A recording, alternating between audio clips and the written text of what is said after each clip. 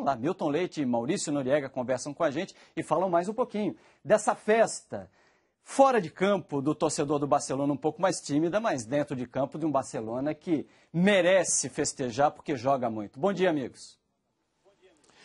Olá, um grande abraço para vocês, bom dia para vocês aí no Brasil, meu caro Lino. Eu acho o seguinte, nós estamos num nível de jogo, né, falando aqui de Barcelona, falando de futebol profissional nesse nível, que os caras são tão competitivos que eles comemoram vitória em rachão, né? Não sei se o Barcelona faz rachão no Brasil, isso faz muito, mas enfim, o grau de competitividade desses atletas é tão superior, é tão alto, né? Porque a gente, às vezes, quando joga a nossa peladinha lá, a gente não faz ideia do que seja isso.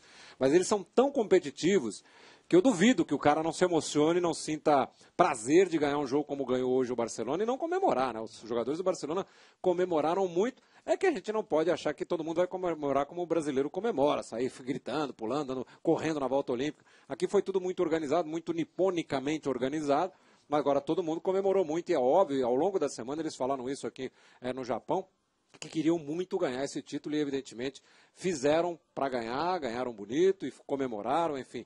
No nível de competição que esses caras têm, qualquer coisa, qualquer vitória é comemorada e muito eu duvido que eles, se tivessem perdido, sairiam daqui blasés, né, porque perderam. Pelo contrário. A maior prova disso foi a maneira como o Barcelona jogou o jogo.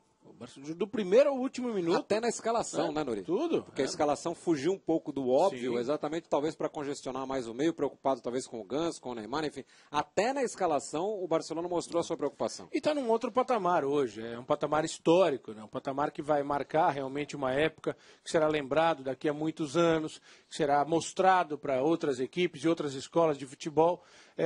Há uma fidelidade em relação ao que representa o clube para a província da Catalunha, para o povo catalão, né, mais que um clube, como eles mesmos dizem, se referem, e acho que há uma lição muito grande para todos nós que gostamos de futebol. É um projeto, como o próprio presidente, o Sandro Rosell, fala de 30 anos, né, de mudar, de deixar de ser um clube que apenas tinha muito dinheiro e comprava os principais jogadores e inseria esses jogadores dentro daquela camisa e dentro daquela história, e passa a ser um clube que forma jogadores que se encaixem nesse jeito de jogar, nesse estilo de jogar, sucessivamente, Milton. É uma escola hoje de formar jogadores de futebol Barcelona, e cada baita jogador. Aliás, Leon, só para retomar a pergunta inicial que você fez sobre a lição, sobre o aprendizado que deixa uma vitória como essa do Barcelona, eu acho que ela extrapola muito a questão do campo, do jogo de hoje, do 4-0, enfim, do que o Santos poderia ter feito diferente ou não. Mas é o que o Noriega falou ali durante o segundo tempo, que é essa questão, que o Barcelona, há 30 anos atrás, implantou uma filosofia, muito mais do que um estilo de jogo, uma filosofia de encarar o futebol, não só na formação dos jogadores, mas no jeito de jogar o futebol, que eu acho que é o que falta um pouco de visão aí no Brasil de longo prazo, né, para os nossos clubes, é implantar uma filosofia e seguir em frente com ela, né, mude diretoria, mude presidente, mude técnico e a filosofia permanece, né? É, um conceito antes de qualquer coisa.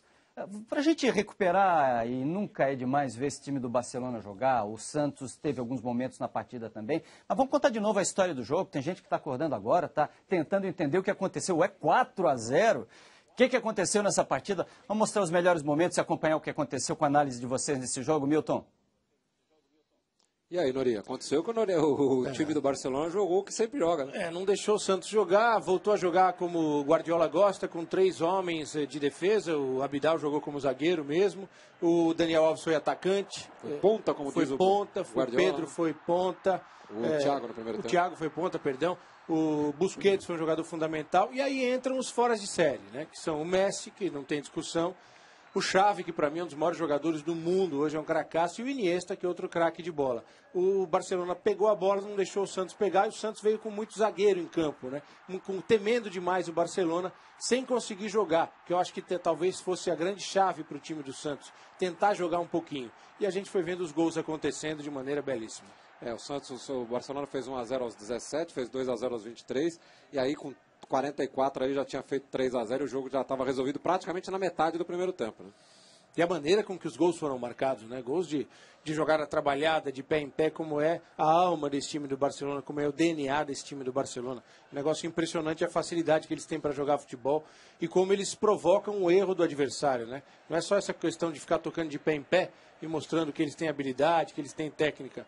Eles ficam empurrando o adversário cada vez mais para mais perto do gol do próprio adversário. Eles roubam a bola ali e acabam fazendo gol. E claramente, né, Noriega, quando o Barcelona faz 2-0 ali com 23 minutos, O Santos, e você falou isso também durante a transmissão, parece que ficou com medo de apertar a marcação, de dar um bote, tomar um drible, de dar um bote, tomar uma bola no meio das pernas, enfim, porque a habilidade para isso os jogadores do Barcelona têm. O Santos ficou meio tímido até na marcação, né? É difícil a gente falar que o Muricy errou, que os jogadores erraram.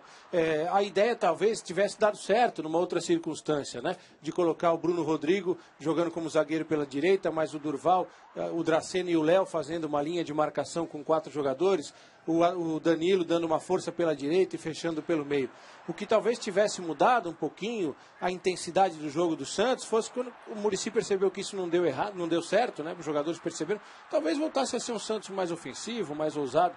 Mas é difícil, né? Fazer isso contra um time do padrão, do nível desse do Barcelona.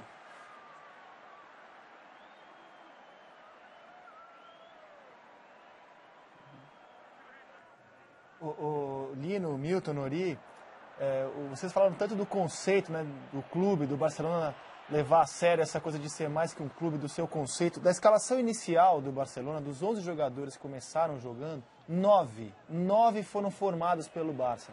Então você tem um time campeão do mundo que formou 9 dos 11 jogadores que começaram a partida. É um dado impressionante para você ilustrar essa questão de você ser um clube formador, não só de jogadores, mas formador de craques. São 9 jogadores, praticamente todos estão entre os melhores das suas posições no mundo, né? Quer dizer, a maioria é o melhor da sua posição no mundo. E os outros, se não são os melhores, estão muito perto disso, né? E eu acho que a questão do conceito que fica também, principalmente para o nosso futebol, né? O futebol brasileiro viveu alguns momentos aí que o que interessava era ganhar. Não interessava se ganhava jogando bem, jogando mal, merecendo, não merecendo, e essas coisas todas. Esse time se impõe, ele vence dentro da sua filosofia. E quando ele perde, ele não abre mão dessa filosofia. E o discurso, ele é uniforme, ele é padrão. O próprio Guardiola diz isso. Eu prefiro perder o jogo, mas ser fiel ao nosso projeto de jogo, ao nosso estilo. Não dá para ganhar sempre. Perdeu para o Getafe outro dia, né? Mas ele continua ganhando e continua impondo o seu estilo, a fidelidade ao conceito, ao projeto, à ideia. Agora, Nori, teve uma observação que você fez durante a transmissão que eu achei muito interessante e bate exatamente com essa questão, que é de ficar fiel à sua ideia. Você não acha que no primeiro tempo, o fato de ter se descaracterizado em relação ao que já fez ao longo do ano, ao que já fez, por exemplo, na Libertadores, prejudicou o Santos? Não tem nada a ver com placar, não tem nada a ver com diferença. A vitória do Barcelona era absolutamente previsível. A diferença do placar é uma coisa que o jogo determina. Você não acha que essa descaracterização de postura do Santos contribuiu um pouco para que se tivesse um Santos completamente diferente daquele Santos que nos acostumamos a ver em momentos excepcionais, como, por exemplo, Santos e Flamengo, o Santos na Libertadores e em outras partidas? Sem dúvida, Paulinho. Eu acho que o que faltou, talvez, e não é uma questão de dizer que faltou competência ou capacidade, mas, e talvez se tivesse feito a mudança não desse nada certo, é que quando não deu certo aquela primeira proposta de marcar e buscar o contra-ataque, tentar alguma coisa diferente, né, Milton?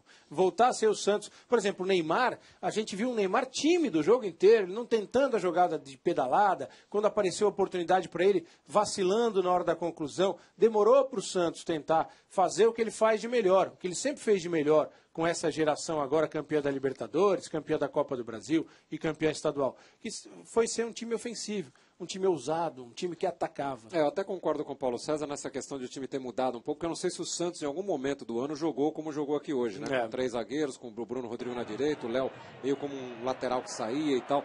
Acho que o Muricy evidentemente deve ter treinado, e ontem quando a gente conversou com ele, ele disse que na véspera ele tinha feito um treino tático para melhorar a marcação ali do lado esquerdo, acho que foi esse o objetivo dele, mas eu não sei se o Santos em algum momento jogou assim, né? E de repente você vê uma final de Mundial mudando tudo o que tinha sido feito até então, né? Enfim, mas óbvio que o Muricy conhece melhor o time do que a gente. Né? Mas tem um detalhe também, até para deixar para o Lino, para o Paulinho e para o André discutirem, né? Eu posso falar isso tranquilamente porque eu vi isso acontecer em 2006, quando o Internacional ganhou de um Barcelona, que era ótimo também, não era como esse aqui, mas era dado como grande favorito. Ele treinou especificamente para uma situação e acabou dando certo. Deu certo. Né? Então é difícil a gente falar.